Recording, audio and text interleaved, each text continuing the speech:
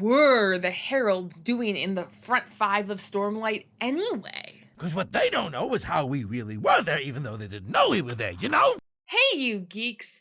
To prepare for Wind and Truth's release this December, and to coincide with the Words of Radiance Leatherbound drive, I've been doing a little Stormlight reread, which has led me to concoct a few new theories, or at least find textual support for some of my hunches going into Stormlight 5.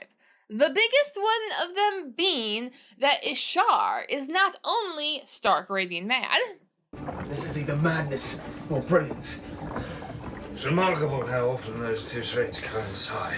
He is also completely untrustworthy due to his ambitions even when sane. I propose that Ishar was behind the Recreants intentionally, with the knowledge that it would contribute to Honor's death, leaving open a power vacuum for him to exploit, which he did attempt to exploit using the hierarchy, but failed when his curse of bad luck and madness finally caught up with him.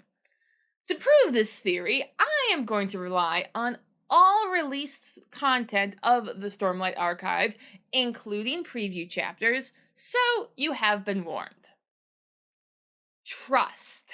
The first reason why I don't trust Ishar is because Dalinar does. Has it ever worked out for Dalinar to trust an outside, apparently wise, honorable guy who is not Kaladin? No. Definitely no. Positively no. Decidedly no. Trusting Sadeas, followed by Amaram, followed by Taravangian, have all turned out terribly for Dalinar, so why should he change now? True, I guess he didn't quite get betrayed in Rhythm of War, but Navani trusted Raboniel, and she was betrayed. So the pattern continues, just in variations. Kaladin didn't swear an ideal in Oathbringer, so everyone gets an off book. Looking ahead to Book 5, we know that Dalinar is already choosing to put the fate of Roshar in the hands of a herald who is definitely crazy. Boom, boom, ain't it great to be crazy? Boom, boom, ain't it great to be crazy? Even if he was totally sane, the last thing we know Ishar did as a sane man was advise the heralds to bend the oath pact. Ishar believes so long as there is one of us still bound to the oath pact, it may be enough. There is a chance we might end the cycle of desolations. Better that one man should suffer than 10. Thus we see Ishar is willing to break the spirit of the oath pact and what honor demands, even while sane. This isn't exactly pro-Odium, probably, but it sets a dangerous precedent. A slippery slope. A journey to damnation, as it were, that started long before Aharietiam. Behold, the history of man from the Way of Kings. An oddly prominent list, like they forgot to put in pictures of how a bridge crew operates in a book about bridge crews, but remembered this list? Now, I love historical background as much as the next Stormlight fan, but most of these don't seem to be terribly plot relevant thus far. Nice to know, but why are they here? Unless they are the list of Ishar's greatest hits. Expulsion. The loss of the Tranquiline Halls. We know that the heralds were born on Ashen, what the Vorans call the Tranquiline Halls, and that Odium was originally their god, as the Aelastili explains. Well, they were named Voidbringers, for they brought the void, the empty pit that sucks in emotion, a new god, their god. Of these human Voidbringers, the Stormfather has explained that Ishar himself was a leader among them, and prominent as a cause of Ashen's destruction. Ishar was ambitious even before madness took him. He cannot bear sole blame for the destruction of Ashen, humankind's first home, but he was the one Odium first tricked into experimenting with the surges. Thus, we can check off expulsion from the Tranquiline Halls as something that is clearly Ishar's fault and the destruction that followed. Destruction would continue to follow in the wake of another one of Ishar's great ideas. The Desolations. War against the Voidbringers. Okay, I don't know if we have enough information to say that it was Ishar's intent to have desolations plural, but he was, as the Stormfather called him, the founder of the Oath Pact. Before he was Herald of Luck, they called him Binder of Gods. He was the founder of the Oath Pact. So Ishar was in charge of forming the words of the oath, which left the bizarre loophole allowing for the weakest link among the heralds. You are the weakest link. Goodbye. This exploitation, of course, allowed for the desolations to occur again and again in the cycle of eternal warfare. Curious that the herald didn't think to somehow bind themselves the way the bridgemen do and carry the load together. I'm not sure if we can call this malicious ill will on Ishar's part, maybe just overconfidence in his friends? Your overconfidence is your weakness. Your faith in your friends is yours. So, if not by Ishar's active intent, the desolations were brought about through his design, and therefore I blame him. Aharietiam, the last desolation, defeat of the Voidbringers. As established above, once almost all of the heralds were completely internally broken, it was Ishar who came up with a way to sidestep what honor demanded in the Oath Pact and leave one of their own on Braze to suffer eternal damnation. Depending on the perspective, this may have actually been an honorable thing to do. What a gift you gave them. Time to recover for once, between desolations. Time to progress. They never had a chance before, but this time, yes, maybe they do. Tom is far too pure for this cruel world that the Almighty has put him in. I find it curious that Tom, the one they abandoned, was also the one who was not supposed to be part of the Oath Pact. Was this because Ishar had not chosen him? Had Ishar chosen all people he knew would eventually break? However, the honorableness of deeds is not entirely dependent on their outcome. Rather, it relies also on the method and the intent of the doer.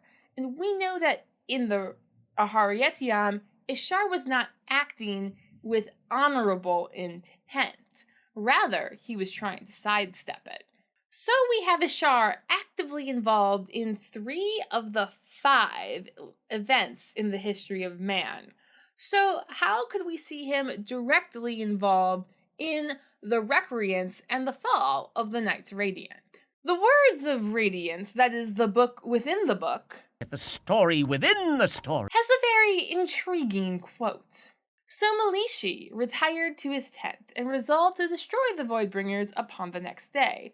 But that night did present a different stratagem, related to the unique abilities of the bondsmiths, and being hurried, he could make no specific account of his process. It was related to the very nature of the heralds and their divine duties, and a tribute the bondsmiths alone could address. I must confess that this is my first time really considering this quote, since it comes before Never Again, the last chapter in part 3 of Words of Radiance. So, I'm usually pulling out my earbuds and screaming at Kaladin for demanding a boon. Oh, heralds, why? Since Rhythm of Wars came out, we know that Malishi was the last bondsmith bonded to the sibling right around the time of the Recreance, when, according to Kalak, the heralds were working at trapping Ba-Ado Mishram for some reason. "I know where she is hidden," Restares whispered. "Where her soul is. Ba-Ado Mishram granted reforms. Their other god. The one who could rival him. The one we betrayed."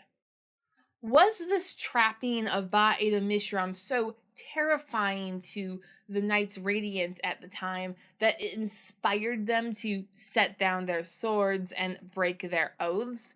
The Stormfather seemed to think so. It was not only the truth of humankind's origin that caused the recreants.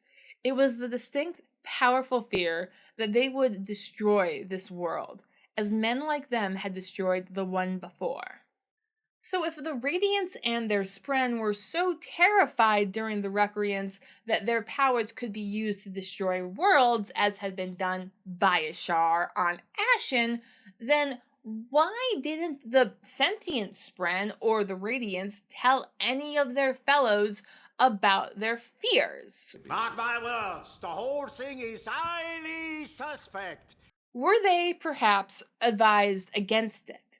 Was the Recreants perhaps engineered to leave man distrustful of honor and leave a power vacuum that someone could arise to fill?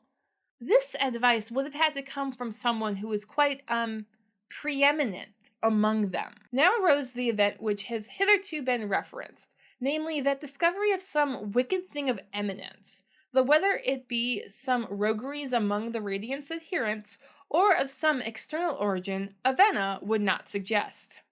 A long time ago, I theorized that the question of eminence came from some rogueries within the Radiants, namely the Skybreakers. However, what if it was from an outside source? What if it was from Ishar, asserting his eminence as founder of the Knights Radiant to corrupt their concept of honor? Taln, upon his return, calls the Knights Radiant Ishar's Knights. I say I brought you into this world, and I can take you out. So it's intriguing that Mel Ishi set about a task while Honor was alive, related to the nature of heralds and their powers. Remembering that Ishi is in fact the Vorin holy name for Ishar, I'm about half convinced that Melishi is just a pseudonym for Ishar himself.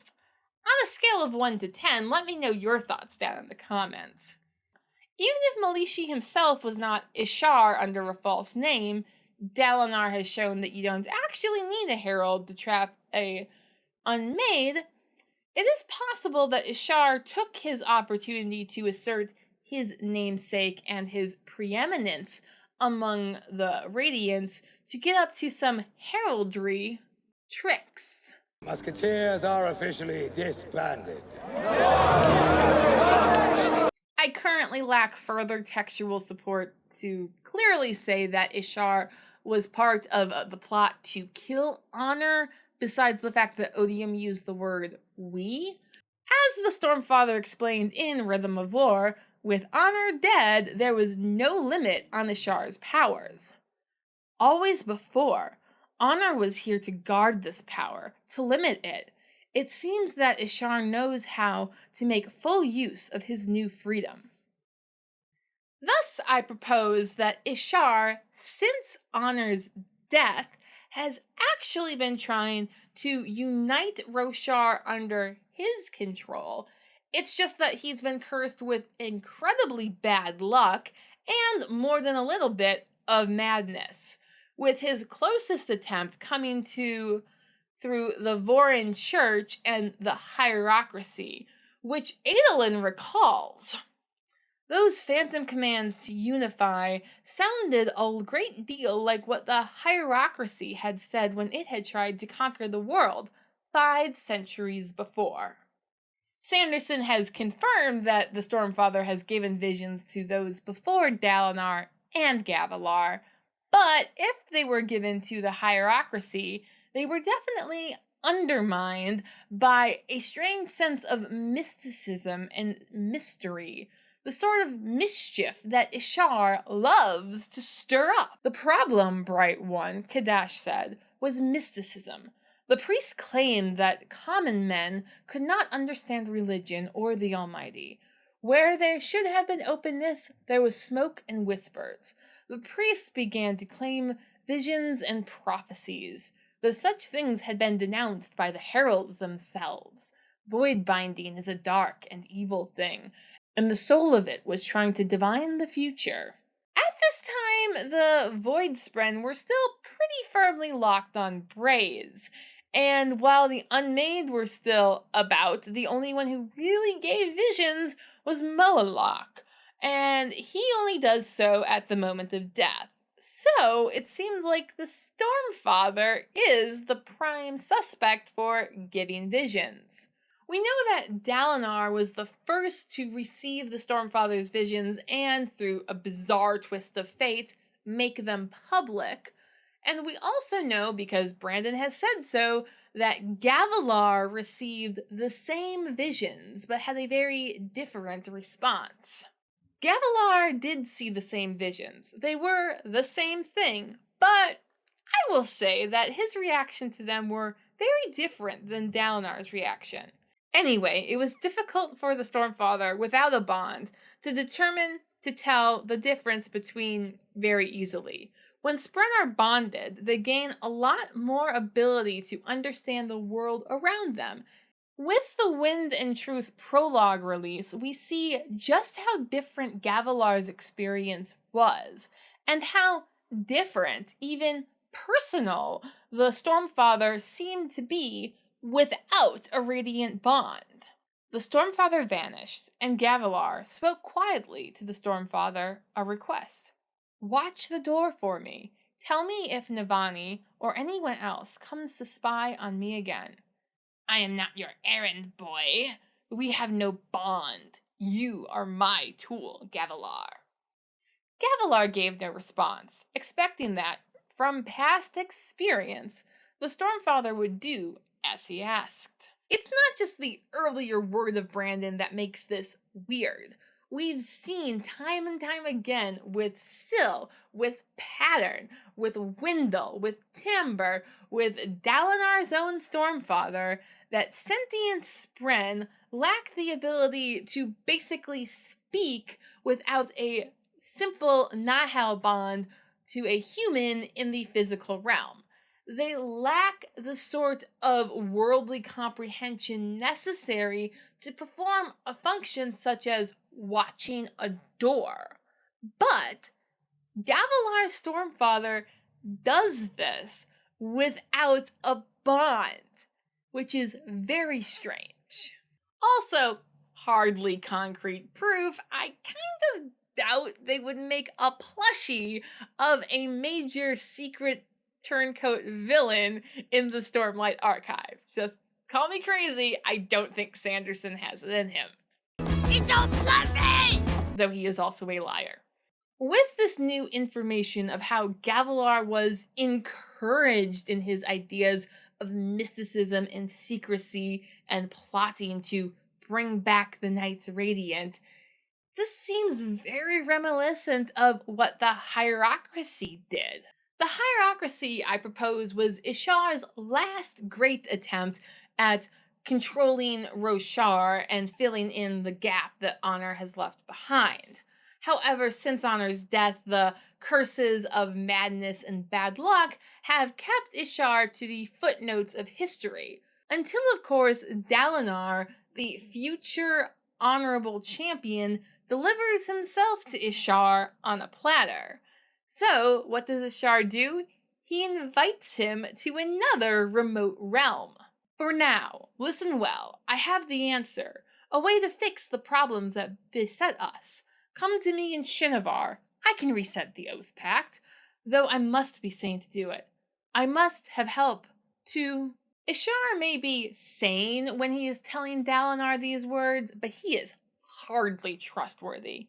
Based on his track record, I'd say that Ishar is making the most of his opportunity for influence and eminence to mess things up for the Radiants again, to take Dalinar's power as Honor's potential champion for himself. It's a trap! Dalinar, because Sanderson's characters do in fact learn after a few books, seems to have somehow sidestepped this trap before it was sprung by sending in Kaladin and Zeth into it instead. Oops. In sum, if we view the history of man as Ishar's greatest hits, his resume, as it were, it seems likely that he is trying to apply for the position of Odium's champion if he hasn't always been Odium's sleeper agent from the beginning. Please let me know your thoughts down in the comments. Like, share, and subscribe if you want to see more. Thanks for watching. Bye!